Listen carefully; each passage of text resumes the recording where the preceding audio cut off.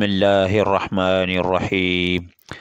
हज़रत अबू बकर सिद्दीक़ रज़ी अल्लाह अन्हु कहते हैं, जब मैं यमन में अपनी ख़रीदारी और तिजारती काम कर चुका तो रुखसत होने के वक्त उसके पास आया। उस वक्त उसने मुझसे कहा, मेरी तरफ़ से चंद शार सुन लो जो मैंने उस नबी की शान में कहे हैं। उस पर मैंने कहा, अच्छी बात है, सुनाओ। तब उसने मुझे वो शायर सुनाए। उसके बाद जब मैं मक्का मुअज़्ज़मा पहुँचा तो नबी करीम सल्लल्लाहु अलैहि वसल्लम अपनी नबूवत का ऐलान कर चुके थे। फ़ौरन ही मेरे पास कुरैश के बड़े बड़े सरदार आए। उनमें ज़्यादा अहम उक़बा बिन अबी मुहीत, शीबा, अबू जहल और अबू बहतरी थे। उन लोगों ने मुझसे कहा, ऐ अबू बकर, अबू तालिब के यतीम ने दावा किया है कि वो नबी हैं। अगर आपका इंतज़ार न होता तो हम उस वक्त तक सब्र न करते। अब जब कि आप आ गए हैं, उनसे निपटना आप ही का काम है। और ये बात उन्होंने इसलिए कही थी कि हज़रत अबू बकर सिद्दीक़ रज़ी अल्लाह अन्हु नबी करीम सल्लल्लाहु अलैहि वसल्लम के करीबी दोस्त थे। अबू बकर रज़ी अल्लाह अन्हु फरमाते हैं कि मैंने अच्छे अंदाज से उन लोगों को टाल दिया और ख़ुद आपके घर पहुँच कर दरवाज़े पर दस्तक दी। आप बाहर तशरीफ़ लाए। मुझे देखकर आपने इरशाद फरमाया, ऐ अबू बकर, मैं तुम्हारे और तमाम इंसानों की तरफ अल्लाह का रसूल बनाकर भेजा गया हूँ, इसलिए अल्लाह ताला पर ईमान ले आओ। आपकी बात सुनकर मैंने कहा, आपके पास उस बात का सबूत है? आपने मेरी बात सुनकर इरशाद फरमाया, उस बूढ़े के वो शेर जो उसने आपको सुनाए थे। ये सुनकर मैं हैरान रह गया और बोला, मेरे दोस्त, आपको उनके बारे में किसने बताया? आपने इरशाद फरमाया, उस अज़ीम फ़रिश्ते ने जो मुझसे पहले भी तमाम नबियों के पास आता रहा है। हज़रत अबू बकर सिद्दीक़ रज़ी अल्लाह अन्हु ने अर्ज़ किया, अपना हाथ लाइए, मैं गवाही देता हूँ कि अल्लाह के सिवा कोई माबूद नहीं और ये कि आप अल्लाह के रसूल हैं। आप मेरे ईमान लाने पर बहुत खुश हुए, मुझे सीने से लगाया, फिर कलमा पढ़कर मैं आपके पास से वापस आ गया।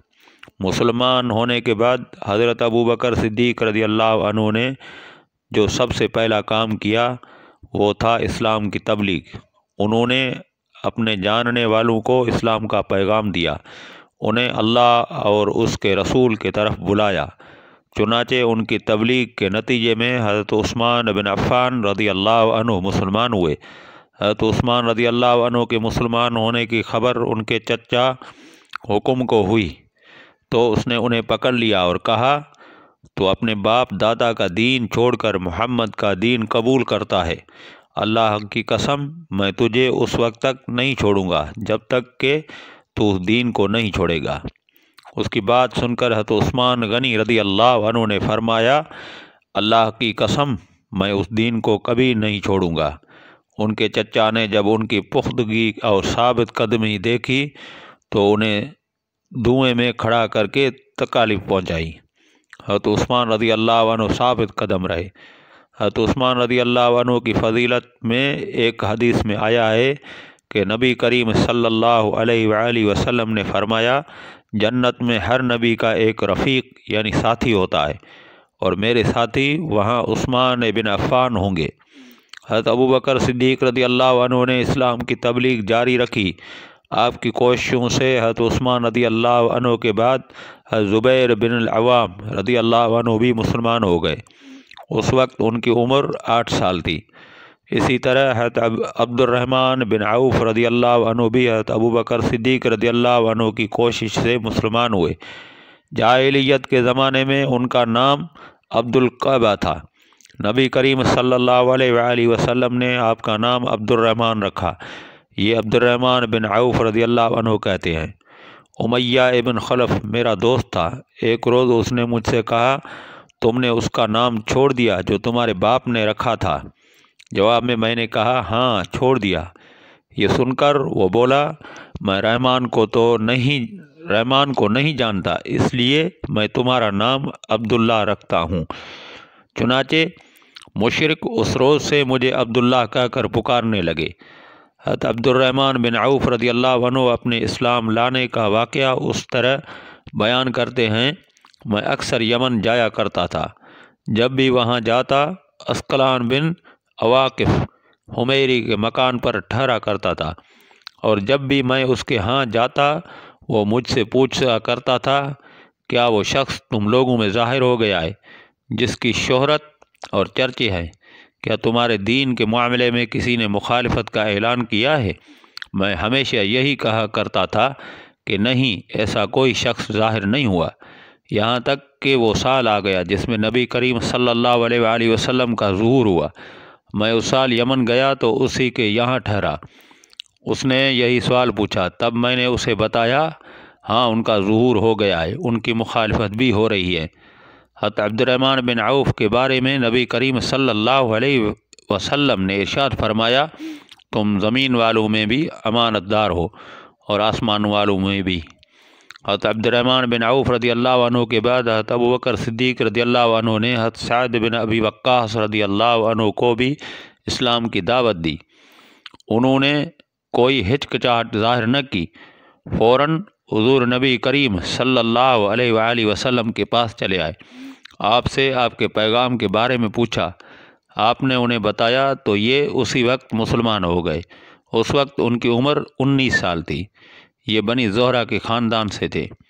آپ صلی اللہ علیہ وآلہ وسلم کی والدہ ماجدہ آمنہ بھی اس خاندان سے تھیں، اسی لیے حضرت سعد بن ابی وقاص رضی اللہ عنہ حضور کریم صلی اللہ علیہ وآلہ وسلم کے ماموں کہلاتے تھے۔ آپ نے حضرت سعد بن ابی وقاص رضی اللہ عنہ کے لیے ایک بار فرمایا، یہ میرے ماموں ہے کوئی جس کے ایسے ماموں ہوں؟ حضرت سعد بن ابی وقاص رضی اللہ عنہ جب اسلام لائے اور ان کی والدہ کو ان کے مسلمان ہونے کا پتہ چلا تو یہ بات انہیں بہت ناگوار گزری۔ ادھر یہ اپنی والدہ کے بہت فرمان بردار تھے۔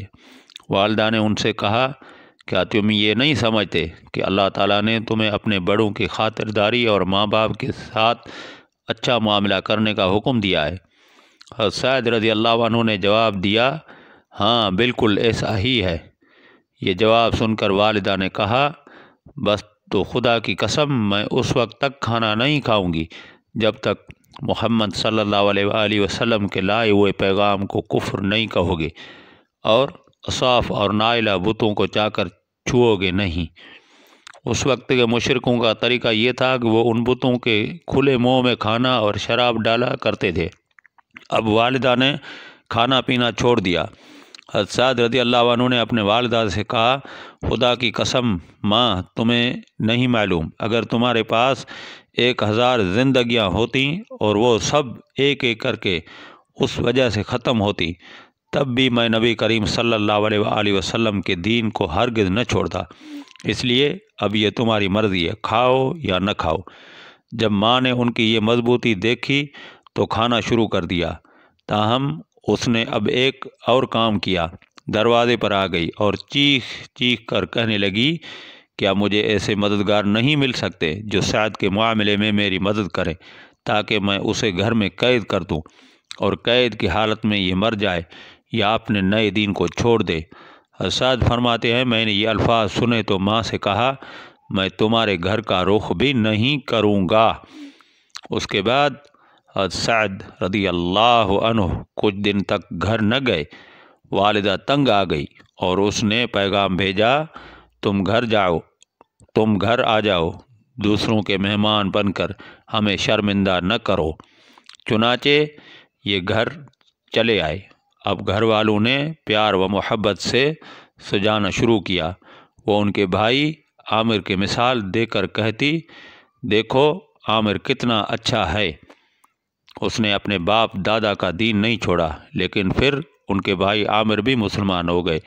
اب تو والدہ کے غیظ و غضب کی انتہا نہ رہی۔ وآخر دعوانا ان الحمد للہ رب العالمین۔